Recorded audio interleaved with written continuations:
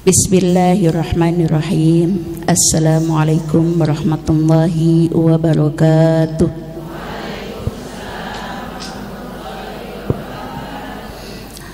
Dalam hadis pertama yang saya bacakan, man kharaja, barang siapa yang keluar rumah ya dengan tujuan mentolabul ilmi ya, dengan tujuan mencari ilmu, fahuwa, maka dia fisabilillah, berada di jalan Allah Subhanahu wa ta'ala.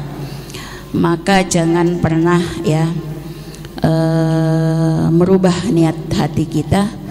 Hadir kita di majlis ini adalah tujuannya untuk thalabul ilmi ya, supaya kita selalu dalam keadaan fisabilillah ya.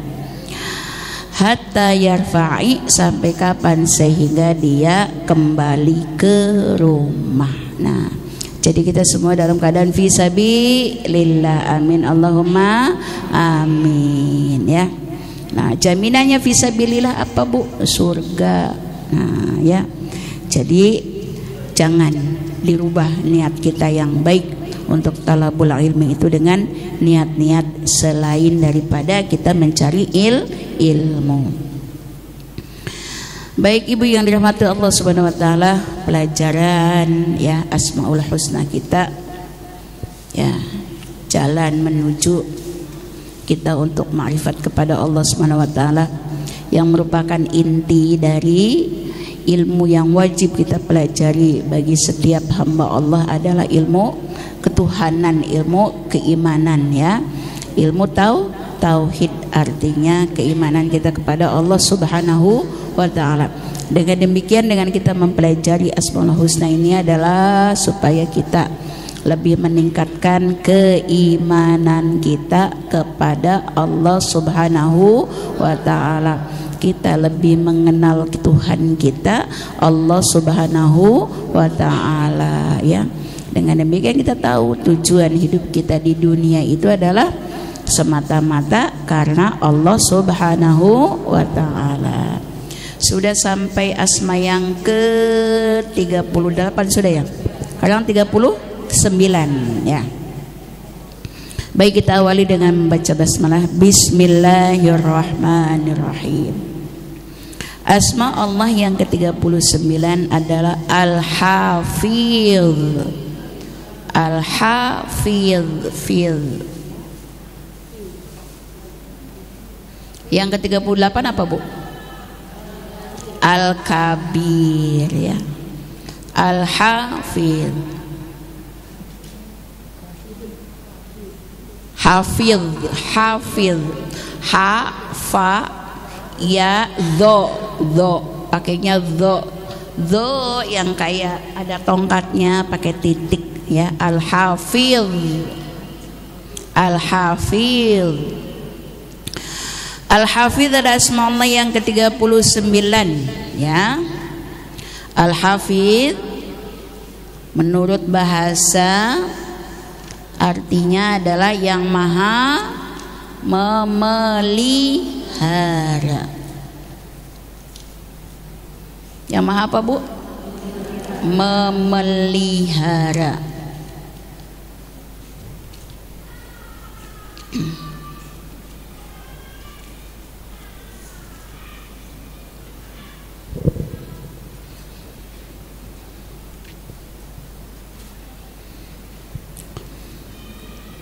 Yang dimaksud dengan maha memelihara adalah tentang pemeliharaan Allah Subhanahu wa ta'ala sebagaimana yang terdapat di dalam Al-Quran. Wa rabbuka ala kulli syai'in hafidh, artinya bahwasanya Tuhan engkau memelihara atas kulli syai'in, atas tiap-tiap sesuatu. Allah Subhanahu wa ta'ala memelihara segala sesuatu. Tidak ada yang tidak dipelihara. memelihara. Baik setiap tetes air, hembusan angin, ya Bu ya, bergugurnya daun, ya, itu semuanya dalam pemeliharaan Allah Subhanahu wa ta'ala. Tidak ada yang luput dari pemeliharaan Allah, sekecil apapun. Wala ya'udduhu hifdhuhuma wa huwal aliyyul azim. Dan tidak ada yang bisa memberatkan Allah Subhanahu wa ta'ala untuk memelihara keduanya, dan dialah yang maha tinggi lagi maha agung. Zat yang maha tinggi, yang maha agung lah yang bisa melakukan pemeliharaan. Bahwa segala sesuatu yang dipelihara oleh Allah Subhanahu wa ta'ala itu terpelihara dari apa? Terpelihara dari kerusakan, terpelihara dari kebinasaan. Ya, kalau masih dalam pemeliharaan Allah Subhanahu wa ta'ala, tidak akan sesuatu itu rusak, tidak akan sesuatu itu menjadi binasa. Misalnya nih ya, kita diberikan oleh Allah Subhanahu wa ta'ala jatah umurnya 60 tahun. Selama 60 tahun itu Allah pasti akan pelihara, Bu. Akan dihindarkan dari kematian dengan berbagai macam cara, dengan berbagai macam sebab. Mau naik pesawat nih Bu ya, Allah tahu nih pesawat ini bakal mengalami kecelakaan. Nah, nggak jadi berangkat, entah yang terlambat, entah kena macet, bener nggak? Entah yang tiketnya hilang. Nah, itu cara Allah untuk memelihara dia supaya tidak binasa. Soalnya kan umurnya dia belum sampai dengan 60 tahun. Nanti kalau sudah 60 tahun nggak pakai sebab juga bisa, sudah selesai pemeliharaannya ya. Jadi tidak akan dibuat binasa. Jadi tenang saja Bu. Ibu mau melakukan apa aja, kalau kata Allah tidak dibinasakan, tidak akan dibinasakan. Banyak sekali contoh-contoh yang lain ya, bagaimana Allah Subhanahu wa ta'ala memelihara ya, memelihara dari kebinasaan. Contohnya siapa tuh? Kepada Nabi Ibrahim alaihissalam. Apa tuh Bu? Nabi Ibrahim terselamatkan dari apa Bu? Dari api. Coba, api itu kan panas, benar nggak Bu? Panasnya api bisa merusak dan bisa membinasakan. Tapi karena Allah Subhanahu wa ta'ala masih mau memelihara Nabi Ibrahim dari kerusakan, dari kebinasaan, mudah bagi Allah Subhanahu wa ta'ala. Apinya dibuat dingin. Jangan coba-coba Bu. Ya, itu makanya mukjizatnya Nabi Ibrahim tuh. Nabi Musa, dia kan sudah mau dibantai oleh tentara Fir'aun, ya kan? Sementara di depannya itu ada Laut Merah. Bingung, dilanjutkan perjalanannya nembus laut. Mau balik lagi ke belakang, tentara Fir'aun sudah mengejar. Allah Subhanahu wa ta'ala masih menghendaki memelihara Nabi Musa, maka diperintahkan Nabi Musa untuk apa? Memukulkan tongkatnya ke Laut Merah, maka Allah jadikan Laut Merah itu terbelah dua dan dimunculkan jalan, sehingga Nabi Musa dan pengikutnya bisa selamat. Lah Fir'aun ngikutin.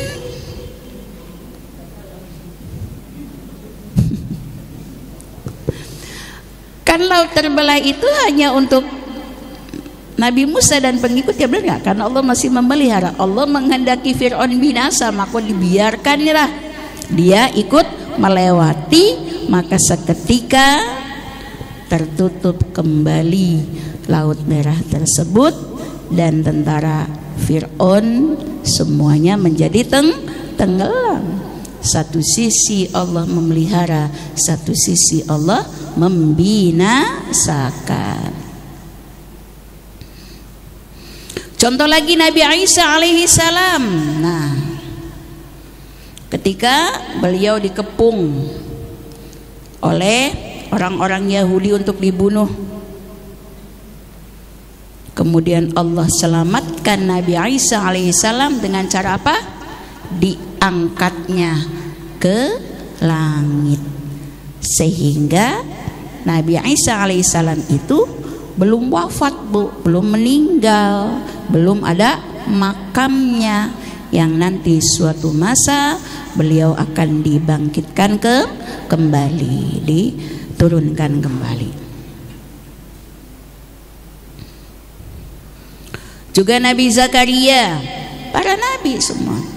Nabi Zakaria alaihissalam ketika difitnah oleh orang-orang Yahudi dan mereka semua hendak membunuh Nabi Zakaria lari, Bu, ke hutan.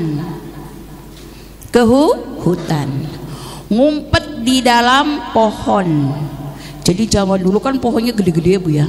Besar. Jadi bisa buat ngumpet.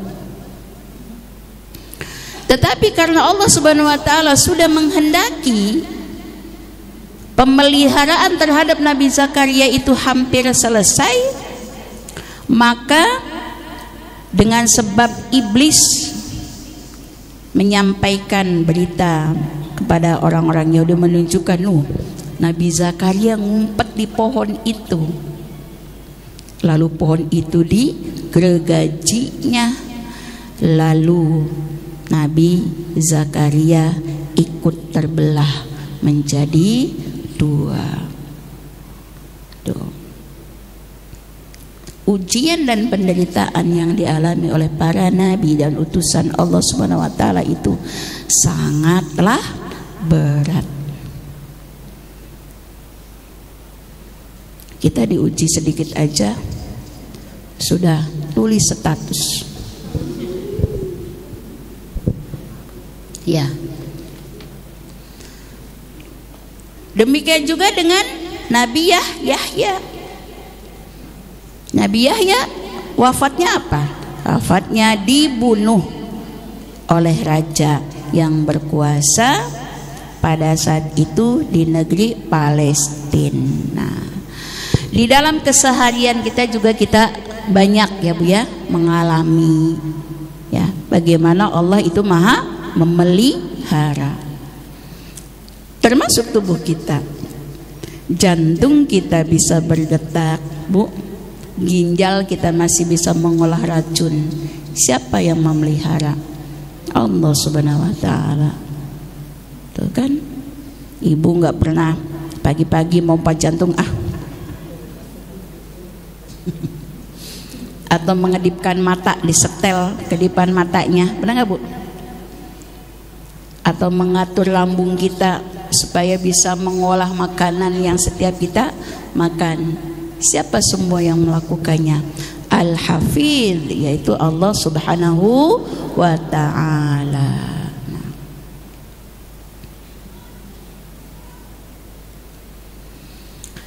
Dan sesuatu yang dipelihara oleh Allah Subhanahu wa taala, tidak ada satupun hal yang bisa merusaknya.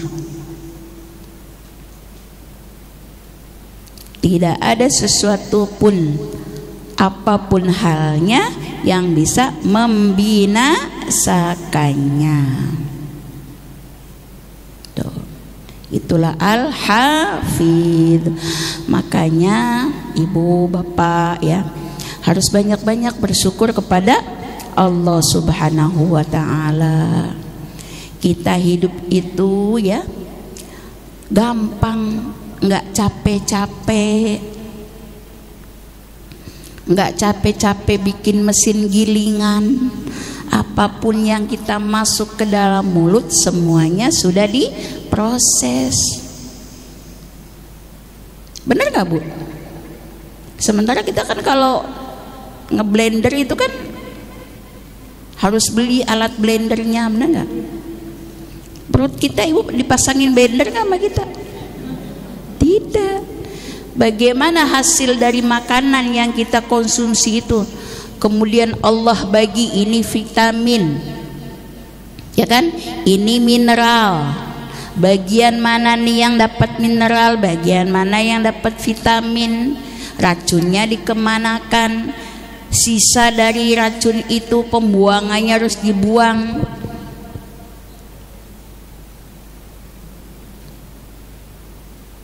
Nah, gak usah mikir yang jauh-jauh, mikir diri kita. Ya.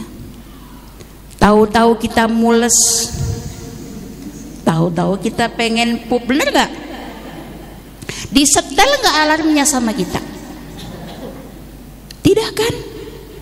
Nah, apa yang menjadi sebab seorang hamba tidak mau beribadah kepada Allah? Sebab belu opo, punya masalah apa dengan Allah?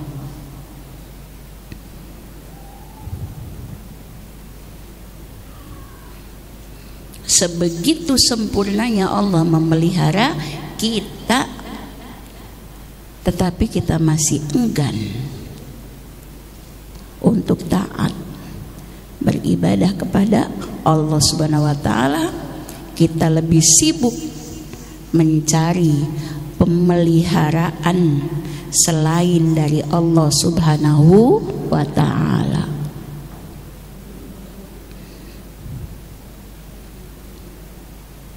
Apa mencari pemeliharaan selain dari Allah Subhanahu wa taala? Macam-macam, tergantung kebutuhan kita. Yang dianggap biasanya ibu-ibu nih, skin care ya Bel,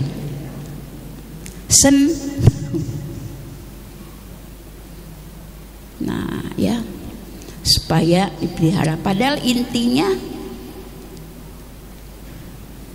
akan rusak, akan binasa yang dipelihara oleh kita.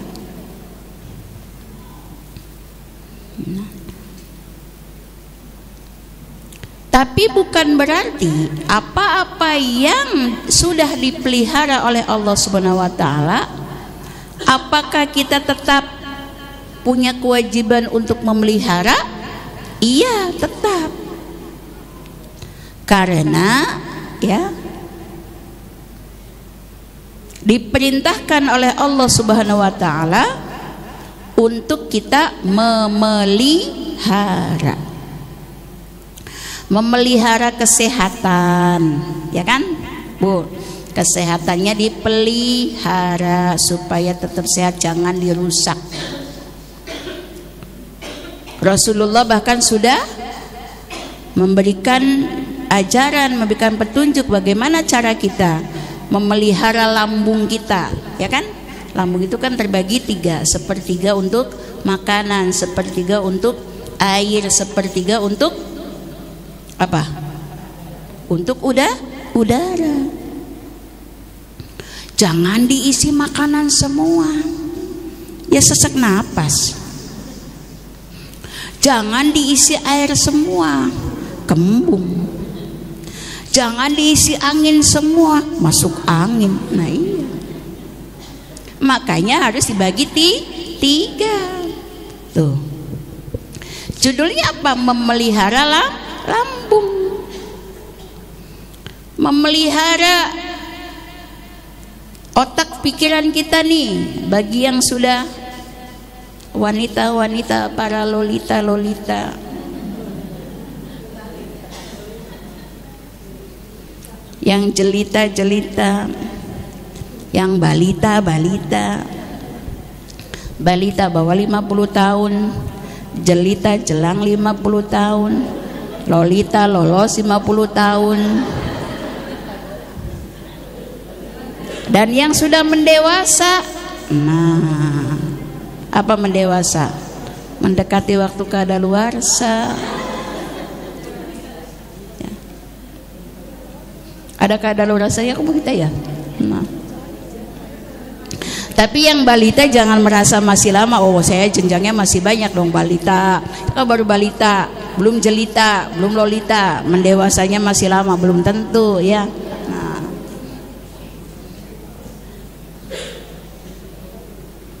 Cara memeliharanya apa? Banyak membaca Al-Quran. Baca Al-Quran, Bu, memelihara daya ingat, tidak gampang lupa. Bolehlah hal yang lain boleh lupa, asal baca Al-Quran tidak lupa. Iya. Memelihara tubuh kita dengan bergerak, dengan vitamin, makanan yang thayyib, yang halal dan baik. Tidak cukup halal, tapi juga harus baik. Artinya baik itu komposisinya memang dibutuhkan oleh tubuh kita. Jangan ada yang berlebihan. Kelebihan gula, diabetes. Ya kan, Bu? Tapi kita butuh gula. Nah, jadi jangan berlebih-lebihan. Tidur teratur. Di bawah jam 11. Karena sistem tubuh diciptakan oleh Allah Subhanahu wa taala itu perlu beristirahat. Ada yang istirahat, ada yang bekerja, ada yang ketika kitanya istirahat dia bekerja. Contohnya apa, Bu? Limpa itu ya, dia bekerjanya kalau kita tidur. Dia itu yang fungsinya mengurai racun-racun. Kalau kitanya terjaga, dia tidak bisa bekerja. Memelihara harta kita. Rumah dikunci kalau malam. Jangan gini, saya habis belajar Asma Al-Hafiz. Jadi Allah kan mama melihara, udah saya mah. Terserah Allah. Hayu pintu diablak, kendaraan taruh di luar, mati konyol gitu Maya. Jadi fungsinya kita ikut memelihara apa yang dipelihara oleh Allah Subhanahu wa taala, itu kaitannya dengan ibadah supaya kita mendapatkan pahala. Tuh. Motor dikunci, kunci ganda, kalau di situ rawan maling. Kalau yang sudah kita pelihara, yang sudah kita ikhtiarkan, kita usahakan tetap hilang ya Bu ya, berarti selesai pemeliharaan kita. Pemeliharaan Allah sudah selesai. Inna lillahi wa inna ilaihi raji'un. Gitu. Semuanya milik Allah, akan kembali kepada Allah. Sehebat apapun kita memelihara, tapi kalau Allahnya sudah berhenti pemeliharanya, maka akan selesai. Tuh. Gak usah menyalahkan satpamnya, gak bener ini, anu. apalagi sampai menyumpah-nyumpahin malingnya. Biarin aja itu maling, ya. Sengsara 7 turunan, 7 tanjakan, 7 pengkolan. Padahal yang menghadirkan maling tuh siapa? Kenapa yang hilang hanya kendaraanmu? Kan di sub tuh kendaraan banyak. Pernah nggak, Bu? Kenapa jadi kendaraan saya ya? Itu artinya ya udah diuji kita. Maka ketika diuji, ucapkanlah inna lillahi wa inna ilaihi rajiun. Udah, Bu, ya. Lalu minta diberikan kesabaran. Nyesek kan itu, Bu? Pasti. Tapi kan kita minta sabar. Allah, ya, berikan aku kesabaran, berikan aku kekuatan untuk menerima ujianmu. Setelah minta kesabaran, setelah minta kekuatan, minta ganti. Boleh nggak, Bu? Boleh. Buktinya ibu nggak lama punya lagi motor barunya. Nah, bener nggak? Nah, iya. Alhamdulillah tuh. Enak kan, Bu, hidup begitu? Enak. Jadi jangan menangisi hal-hal yang sudah hilang, hal-hal yang sudah tidak pada diri kita. Syukuri aja apa yang sudah ada di kita. Nah, hingga suatu saat juga apa yang ada pada diri kita juga semuanya akan selesai dan semua akan pergi. Diri kita sendiri saja pasti akan pergi, ya. Nah,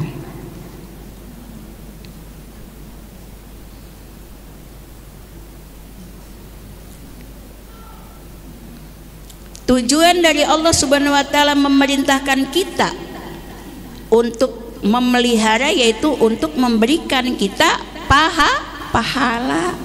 Asalkan di dalam memelihara itu kita tidak melampaui batas.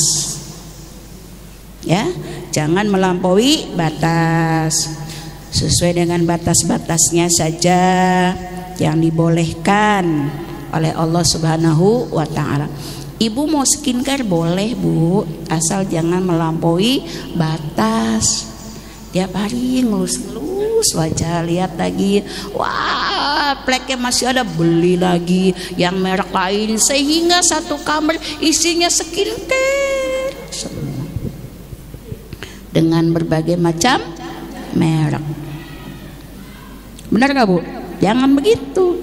Paketannya skincare terus ya, yang COD-an lah, ya, yang segala macem lah, ya.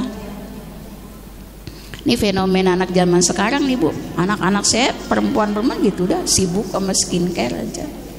Padahal wajahnya begitu-begitu aja. Enggak berubah jadi artis ini, Masya Allah, ya.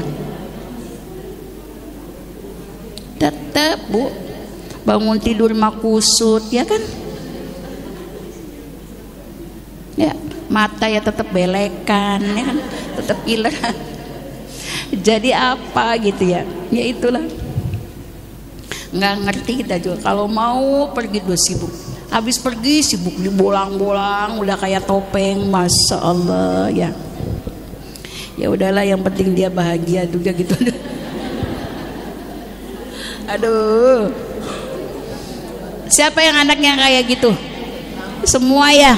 Dan anak saya juga begitu, Masya Allah. Ya, cuma diingatkan, Bu, ya, yang dipelihara nggak cuman wajah, ya kan? Pelihara ibadahmu, pelihara hatimu, pelihara akhlakmu. Iya kan, unsur manusia itu nggak cuma fisik, ya. Ada hal-hal yang lain yang juga harus dipelihara, ya.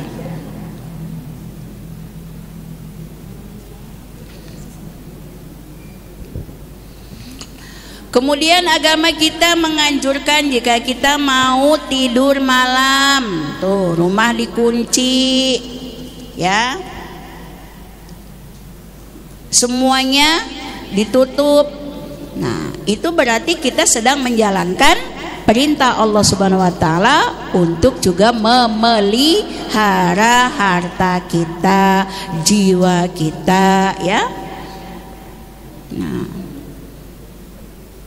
dan atas usaha itu kita mendapatkan ganjaran, mendapatkan pahala dari Allah Subhanahu wa taala. Udah gitu aja, Bu.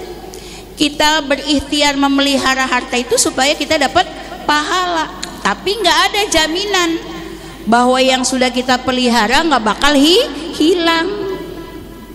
Padahal mah itu pagar udah digembok, ya, gemboknya udah pakai kode, tetap aja itu barang teh hilang, ya kan? Nah, artinya pemeliharaan kita tidak ada jaminan barang itu akan selamat, ya. Tetapi kita sudah mendapatkan pahala ganjaran dari Allah Subhanahu wa taala. Tuh. Begitu. Tubuh kita biarnya gimana Allah ajalah, hujan-hujanan, panas pepanasan, ya sakit. Nah, walaupun Allah itu Maha memelihara. Nah, gitu ya.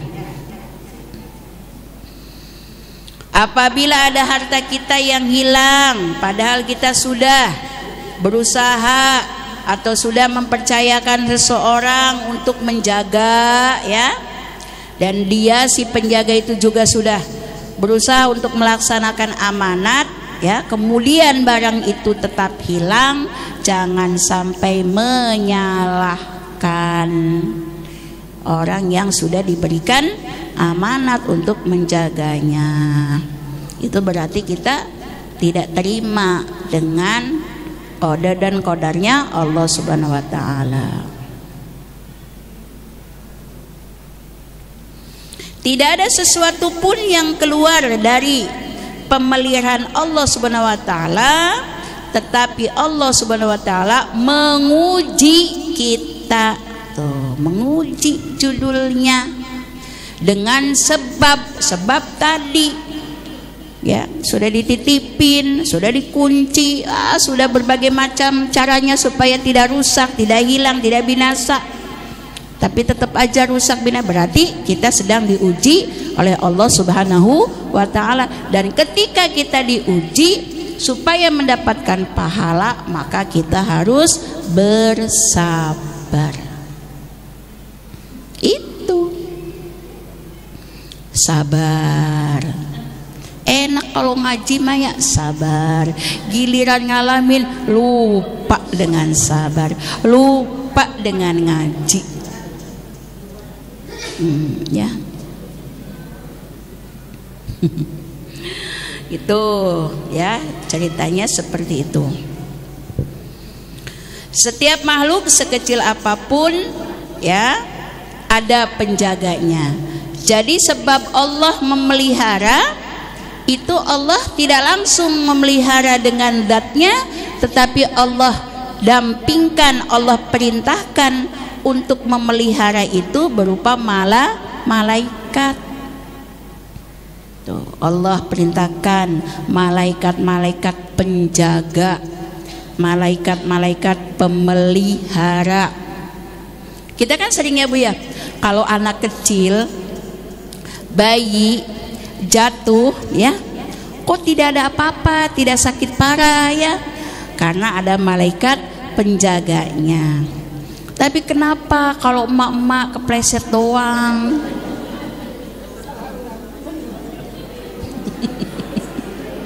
Langsung keseleo, ya, langsung retak, ya. Ya memang sudah tua tuh gimana tulangnya. Nah, ya, bukan berarti tidak ada malaikatnya. Nah, kalau bayi itu kan masih bagus, ya. Nah, emak-emak mah tuh kesandung sebentar aja udah retak. Kok bisa retak? Nggak diapa-apain juga retak sendiri lah. Iya, Masya Allah. Tuh ya Bu, jadi ada penjaganya masing-masing, ya. Hal yang sekecil apapun ada malaikat yang diperintahkan oleh Allah Subhanahu wa taala untuk menjaga.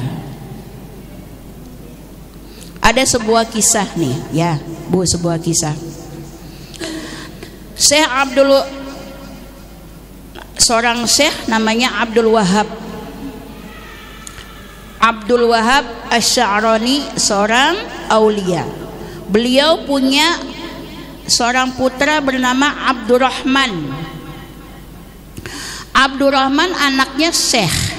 Syekh itu seorang aulia yang tinggi kedudukannya, seorang wali. Dilalainya Abdurrahman ini bandel, nakal, ya, sehingga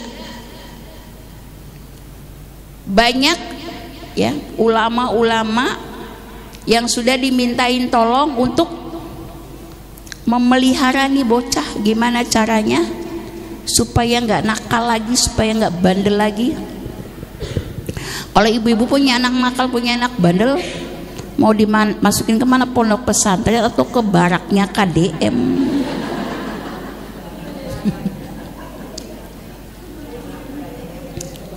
Udah masukin aja ke pondok pesantren. Kayaknya pondok pesantren itu tempat buangan ya buat anak-anak yang nakal. Ternyata iya, ini juga dilakukan oleh Syekh Abdul Wahab terhadap anaknya Abdurrahman. Ya. Datang ke pondok ini, datang ke kiai ini, datang ke ulama ini, nggak ada yang bisa, tidak ada yang bisa. Akhirnya Syekh Abdul Wahab itu dibukakan oleh Allah Subhanahu wa taala hatinya, ya. Beliau berpikir, kenapa saya harus menyerahkan pemeliharaan anak saya kepada manusia? Ulama juga manusia kan? Kiai manusia kan? Iya. Kenapa tidak aku meminta saja langsung kepada Allah Sang Maha Pemelihara? Akhirnya diambillah si Abdurrahman tersebut. Setiap hari Syekh Abdul Wahab bermunajat kepada Allah Subhanahu wa ta'ala, meminta dengan sebenar-benarnya permohonan supaya kenakalan, kebandelan anaknya itu bisa berubah menjadi kebaikan dan kesolehan. Allah menghendaki berubahnya Abdurrahman sebab doa dari ayahnya Abdul Wahab. Maka tidak lama kemudian Abdurrahman pun berubah menjadi anak yang baik.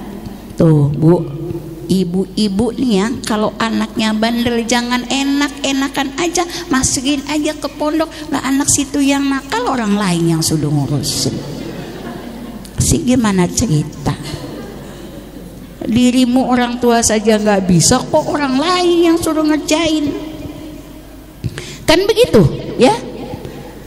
Upayakanmu oleh kita kan orang tua. Kita yang bertanggung jawab penuh terhadap pendidikan anak-anak kita. Jangan keenak-enakan. Ibu menyekolahin anaknya kepengennya sebisa segala-galanya.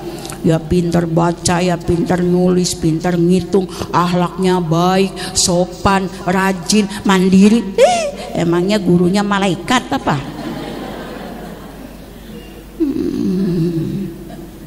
Kalau gurunya anak yang nggak bisa satu aja nyalahin, ya kan? Menyalahkan orang lain, dia lupa pada dirinya. Nih contoh, ya, Syekh Abdul Wahab. Jadi ketika menghadapi satu masalah terhadap anak kita, terhadap harta kita, ya, langsung meminta kepada Allah Subhanahu wa ta'ala, gitu. Ya, setelah masukin ke pondoknya kiai-kiai, Abdurrahman dibawa pulang. Nah, gitu ya. Kemudian apabila kita sudah beriman kepada Allah Subhanahu wa taala yang Maha memelihara, yang Al-Hafidz, ya, maka akan timbul satu akhlak nih di dalam diri kita. Kita sudah beriman kan, Bu, bahwa semua dipelihara oleh Allah Subhanahu wa taala. Maka akhlak kita yang pertama adalah ya, memelihara diri kita dari kekuasaan amarah. Bu, kalau lagi marah ya jangan diikuti ya. Pelihara diri kita dari sifat apa, Bu? Iya, kekuasaan marah. Jangan sampai diri kita dikuasai oleh marah, karena kalau sudah marah akan timbul kejahatan-kejahatan yang lainnya. Seorang anak menzolimi orang tuanya disebabkan marah. Seorang suami KDRT disebabkan marah. Guru masuk bui disebabkan marahin muridnya. Orang tuanya aja yang kebangetan. Anaknya diomelin, gurunya dilaporin. Udah aja bikin sekolah sendiri, bagi rapot sendiri, naik kelas sendiri, lulus sendiri. Nah ya, walaupun marahnya itu disebabkan sayang, tapi diupayakan jangan dengan kemarahan. Nah, karena orang marah itu walaupun marahnya itu disebabkan hal yang baik, terkadang bisa terjadi lupa diri, Bu. Bisa melakukan kezoliman, ya mukul, ya nendang, wah macam-macam lah kalau sudah marah. Ya, jadi ingat kalau marah ya, tugas kita memelihara diri kita dari kekuasaan marah. Kedua, memelihara diri dari apa? Kekuasaan syahwat, cengkraman syahwat.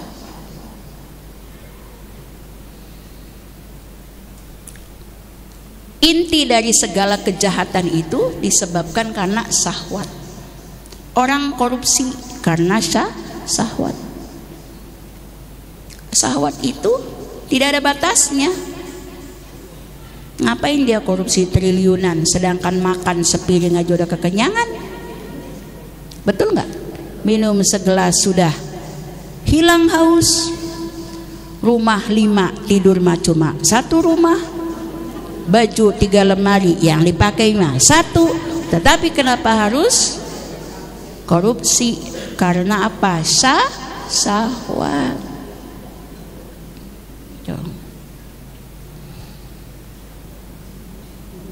Syahwat dari perut ya, syahwat juga dari kemaluan. Coba.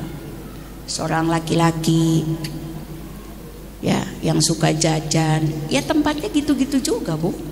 Emang ada yang kotak, emang ada yang melonjong, ya kan? Tapi karena syahwat, logika berpikirnya tidak jalan lagi. Nah, ya bentuk-bentuknya kayak itu juga. Paling kuat sekali emang ada 5 kali 10 kali, dia enggak juga. Nah, tapi karena syahwat yang menguasai, dia tidak sadarkan diri ya. Ketiga, memelihara diri kita ya, hati kita dan agama kita dari tipu daya nafsu. Tadi syahwat, sekarang nafsu. Nafsu bisa memperalat agama demi mencapai kepentingannya.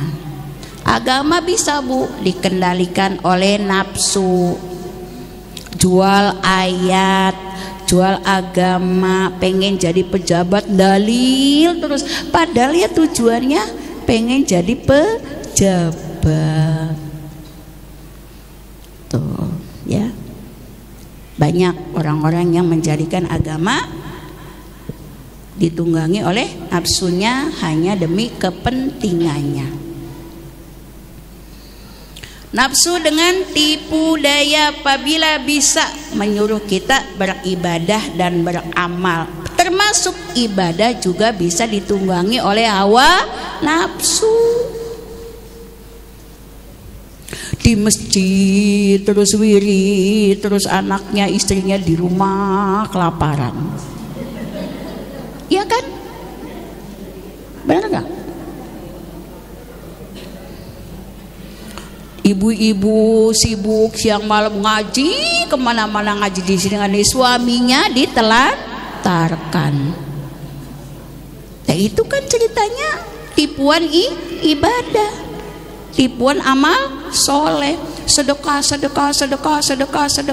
orang tuanya nggak diurusin, sibuk bersedekah ke lain-lainnya. Pada sedekah yang paling utama kepada keluarganya.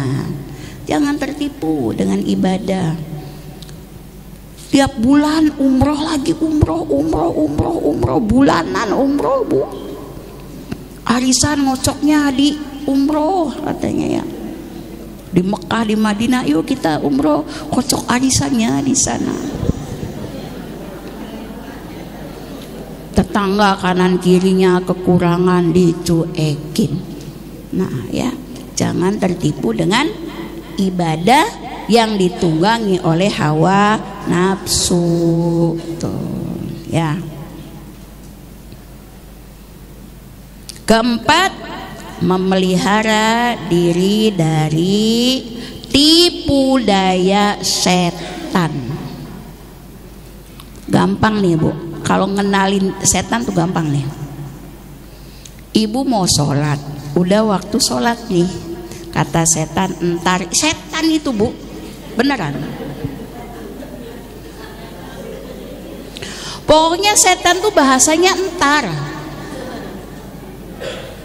Terus ibu ikutin itu entarnya, ya udah kesetanan. Bener, setan itu gampang, Bu, ciri-cirinya. Entar itu pasti setan. Mau sedekah entar, mau ngaji entar, mau sholat entar, mau apa aja entar, itu setan. Dah, ciri yang paling gampang. Maka bersegera ulama itu, para nabi dan rasul ya, kemudian para sahabat juga, kalau sesuatu yang baik itu disegerakan, enggak lagi mendengar kata entar, seketika ingat langsung dilaksanakan, karena bisa jadi setan itu langsung menghalanginya sehingga tertunda. Tuh, nunda-nunda itu setan. Udah tenang, tobat mah entar, ibadah getol mah nanti aja. Kalau udah tua, giliran tua, maunya kuat, tenaganya yang gak kuat. Maka para jelita, banyak ya yang jelita, ya perbanyak ibadah di masa muda. Kalau ibadahnya sudah tua, walaupun kita mau, tapi kita sudah tidak mampu. Pengen Senin Kemis, baru jam 9 udah deg-degan. Ya kan, Bu? Mau tahajud malam, kena air dingin gemeteran. Iya. Tuh, jadi jangan tertipu oleh tipu daya setan. Tuh. Jadi gampang ya. Jadi itulah kewajiban kita ya, memahami, mengimani asma Allah Al-Hafidz. Tugas kita adalah memelihara diri kita dari marah, memelihara diri kita dari syahwat, memelihara diri kita dari nafsu, dan memelihara diri kita dari tipu daya setan. Wallahu a'lam bishawab. Mudah-mudahan setelah kita belajar hari ini, kita bisa bersifat lebih bijak ya Bu ya di dalam memelihara diri kita dari hal-hal yang bisa merusak dan dari hal-hal yang bisa membinasakan, baik itu merusak agama kita, merusak ibadah kita, membinasakan diri kita sendiri. Mudah-mudahan Allah juga senantiasa memelihara kita semua, menjauhkan kita semua dari segala keburukan dan kemaksiatan, sementara Allah mendekatkan diri kita semua dengan kebaikan dan kesolehan. Al-Fatihah. A'udzubillahi minasyaitonirrajim. Bismillahirrahmanirrahim. Alhamdulillahirabbil alamin arrahmanir rahim maliki yaumiddin. Iyyaka na'budu wa iyyaka nasta'in ihdinas siratal mustaqim siratal ladzina an'amta 'alaihim ghairil maghdubi 'alaihim waladdallin. Allahumma shalli ala sayyidina wa habibina wa safina wa karimina dhukhrina wa maulana Muhammad wa sallim wa tabaraka wa sahabatu rasulillahi ajma'in. Bismillahirrahmanirrahim. Alhamdulillahirabbil alamin hamdan syakirin hamdan na'imin hamdan yuafi ni'amahu wa yukafi mazidah. Ya Rabbana lakal hamdu kama yanbaghi li jalali wajhika wa sultanik. Allahumma salli ala sayyidina Muhammad wa ala sayyidina Muhammad. Allahumma a'inna ala dzikrika wa syukrika wa husni ibadatik. Allahumma nawwir qulubana bi nuril Islam wa nawwir qulubana bi nuril iman wa nawwir qulubana bi nuril hidayatil Qur'an. Allahumma inna nas'aluka 'ilman nafi'an wa rizqan halalan thayyiban mubarakan fihi wa 'amalan shalihan mutaqabbala. Allahumma nas'aluka salamatan fid din wa 'afiyatan fil jasad wa ziyadatan fil 'ilmi wa barakatan fil rizqi wa tawbatan qabla al-maut wa rahmatan 'inda al-maut wa maghfiratan ba'da al-maut. Allahumma hawwina bis sakaratil maut najatan minan nar wa afina hisab. Allahumma nas'aluka al-huda wa tuqa wal afafa wa ghina. Allahumma nas'aluka ridhaka wa jannata wa na'udzubika min sakhatika wan nar. Allahumma nas'aluka bi husnil khatimah wa na'udzubika min su'il khatimah. Rabbana hab lana min azwajina wa dhurriyyatina qurrata a'yun waj'al muttaqina imama. Rabbana atina fid dunya hasanah wa fil akhirati hasanah wa qina adzabannar. Wassallallahu ala sayyidina Muhammad wa alihi wasallam. Subhana rabbika rabbil izzati amma yasifun wa salamun ala mursalin alhamdulillahi rabbil alamin. Amin amin rabbil alamin. Billahi taufiq wa hidayah. Wassalamualaikum warahmatullahi wabarakatuh.